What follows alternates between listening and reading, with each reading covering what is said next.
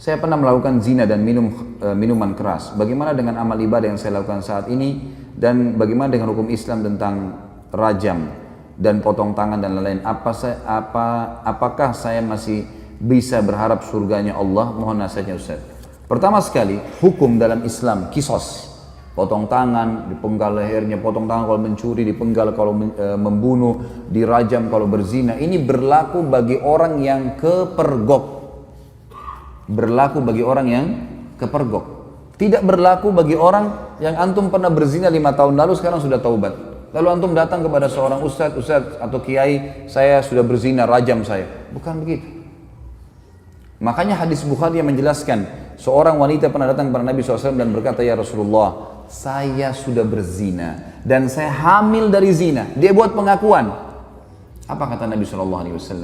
Kau lagi hamil, pulanglah, melahirkan anak itu. Karena anak itu nggak ada salahnya. Apa kata ulama hadis? Yang dimaksud oleh baginda Nabi SAW, pulang taubat. Jangan kau kesini. Kalau tidak kepergok, udahlah, taubat, lindungi, kau berlindung di bawah naungannya Allah. Jangan, tidak ada, kita bukan seperti Katolik teman-teman yang harus pengakuan dosa disampaikan segala. Lalu kemudian pasturnya kasih air suci lah kamu selesai. Nah, dalam Islam itu. Karena dalam pengakuan dosa nggak ada. Antum tutupin dosa itu. Kata Nabi SAW dalam hadis Bukhari Muslim, orang yang paling buruk di sisi Allah adalah orang yang sudah Allah tutupi kesalahannya. Dia zina dari malam nih, Allah tutupi sampai pagi. Lalu dia sendiri yang mengekspos kesalahannya. Saya tadi malam, saya begini. Wanita itu teman-teman pada saat sudah selesai melahirkan 9 bulan masih kembali, ya Rasulullah, saya sudah melahirkan. Kata Nabi SAW, susui anak ini, masih ada waktu 2 tahun.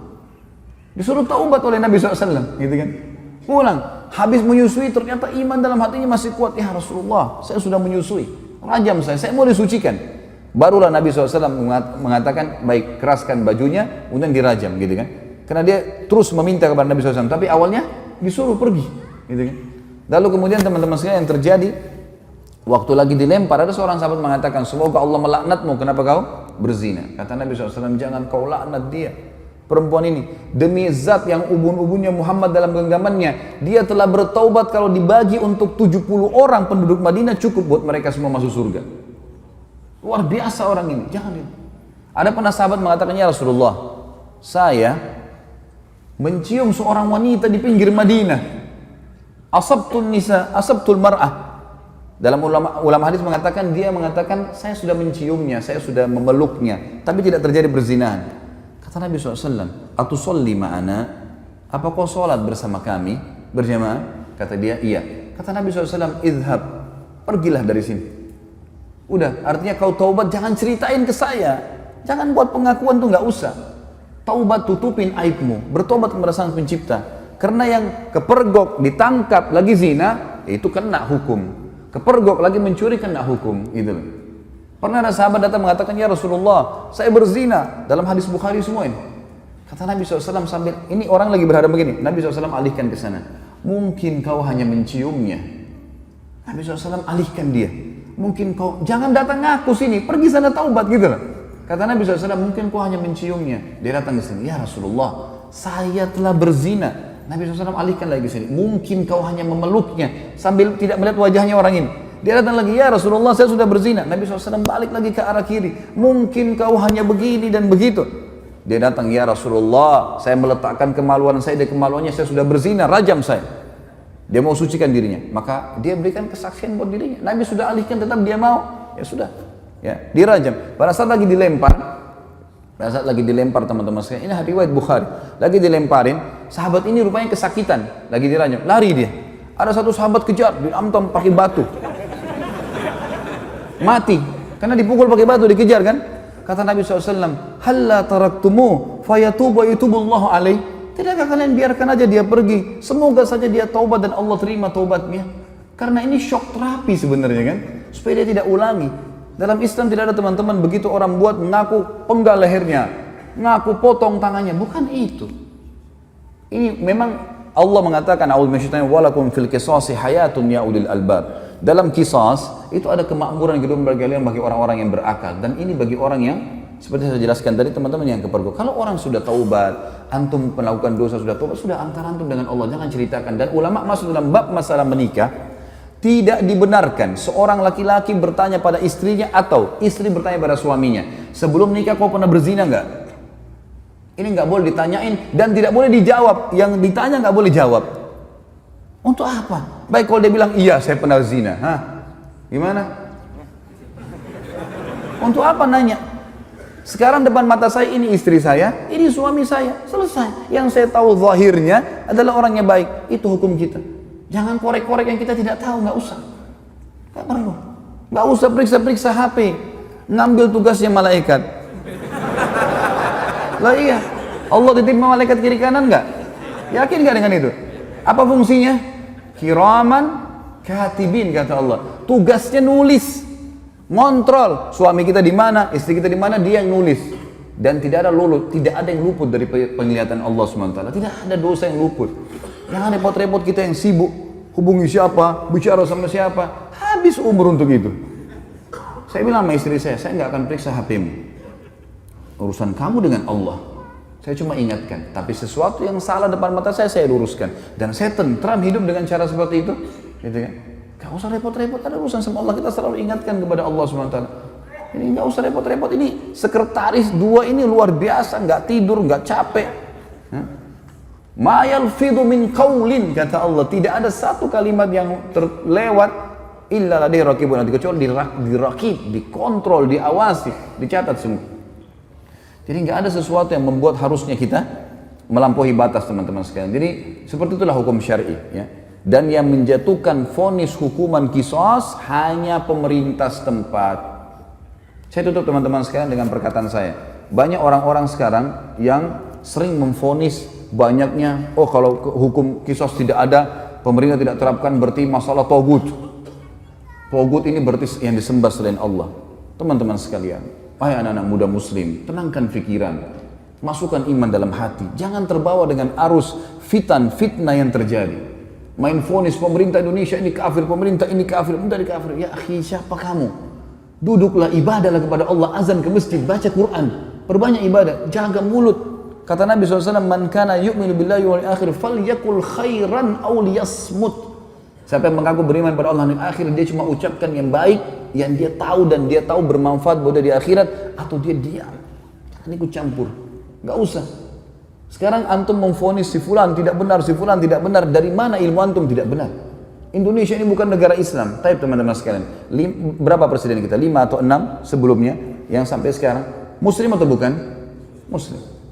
Salah satu syarat negara Islam pemimpinnya Muslim. Yang kedua, mayoritas masyarakat Muslim atau bukan? Nah, tinggal yang ketiga syaratnya, terterapkannya hukum Islam, kan gitu.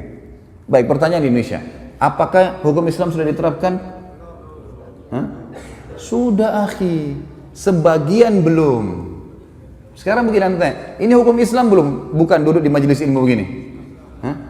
Takmir masjid, hukum Islam bukan? Azan dikumandangkan, 5 waktu sholat dikumandangkan. Kalau kita Ramadan diiklanin nggak? Baik, kalau kita pergi haji, jemaah haji pergi nggak? Pemerintah buat nggak program haji? Puasa Ramadan, zakat, ada badan zakat nasional, kita bebas. Antum sekarang buat yayasan, kumpulin zakat, sedekahkan, buka rumah anak yatim, buka pesantren. Kita punya pengajian agama, antum nikah dengan cara Islam bukan? Baik, antum cerai, Islam. Ada majelis ulama enggak di Indonesia? Teman-teman sekalian, yang belum diterapkan di Indonesia apa? Pencuri potong tangan, ya? Orang berzina dirajam.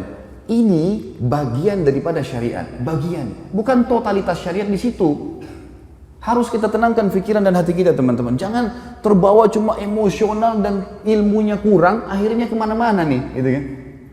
Ban mobil kita kalau bannya lagi kempes, tambah angin saja, jalan. Kita enggak, kempes, buang semua mobilnya.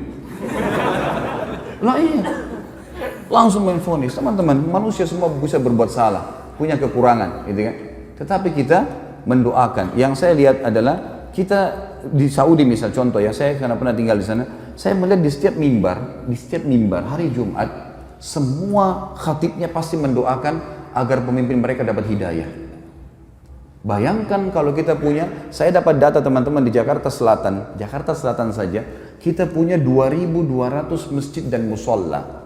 2.200 masjid dan musola. Ini mungkin sejumlah dengan masjid di negara-negara muslim yang lain yang kecil. Ini baru Jakarta Selatan, kita punya 5 wilayah Jakarta. Ada pusat, ada barat, ada utara, ada timur, ada selatan. Ini kalau 2.000 aja setiap wilayah kita punya 10.000 masjid. Bagaimana kalau seluruh Indonesia? Bagaimana kalau semua orang ini, ya, kalau 10.000 masjid teman-teman berarti ada 10.000 khatib. Ya. Kalau kita punya misal seluruh Indonesia anggaplah 5.000, 100.000 masjid. Semuanya mendoakan, ya Allah berikan hidayah pemimpin kami. Ya Allah berikan mereka menerapkan Al-Quran dan Sunnah. Ya Allah. Terus kita doakan kebaikan. Masa dari sekian ratus ribu orang mukmin berdoa tidak diterima sama Allah? Daripada kita main vonis, kita main salahkan, comot sana, ganti sini, vonis ini. Kehidupan apa ini gitu? Coba kembali kepada ilmu yang benar teman-teman. Sekali lagi saya mengajak anak muda muslim untuk tenangkan pikiran, jangan terbawa arus, tenangkan hati teman-teman, nuntut ilmu, perbanyak ibadah buat antum sendiri. Mati kalau datang kita nggak bisa lepas, nggak harus antum tua dulu baru meninggal dunia. Maka sibukkan pada hal-hal yang bermanfaat. Allahu alam. Ini tentu saja saya tutup teman-teman sekalian dengan kalimat saya bukan menggurui, saya tidak pernah menyebutkan nama orang, alhamdulillah di majelis saya tidak mau memvonis siapapun salah, tapi kita kembali kepada wahyu Allah subhanahu wa ta'ala sesuai dengan pemahaman para sahabat. Ini adalah hal yang paling tepat. Coba antum kembalikan kepada ini, maka hati kita akan tenang. Oh ternyata Ibnu Abbas, oh ternyata si fulan, oh ternyata si fulan. Ini yang insya Allah kan sudah cukup buat kita. Allahu a'lam. Mohon dimaafkan kalau ada salah tentunya. Dan juga kalau ada benar pasti dari Allah. Kita berdoa kepada Allah Sang Pencipta agar seluruh amal yang pernah kita kerjakan diterima olehnya dengan kemahamurahannya, dan semoga saja semua dosa yang pernah kita kerjakan dimaafkan dan diganti pahala. Juga sisa umur kita semoga diberkahi di harta, di keluarga, di umur, dan juga pekerjaan, serta puncaknya kita diberikan oleh Allah Sang Pencipta masuk surga tanpa hisab. Dan tentu kita berharap ya Allah surga Firdausmu yang maha luas dan juga yang maha sempurna. Ya Allah, kami mohon kepadamu agar Engkau menolong saudara-saudara kami di Palestina, di Syria, di Yaman, di Irak, di Myanmar, dimanapun mereka berada yang sedang tertindas. Ikhlaskan niat mereka, terima para syuhada mereka, muliakan Islam di tangan mereka dan tangan kami semua, serta partisipasikan kami bersama mereka di pahala baik dengan doa, dengan harta, juga dengan jiwa kami.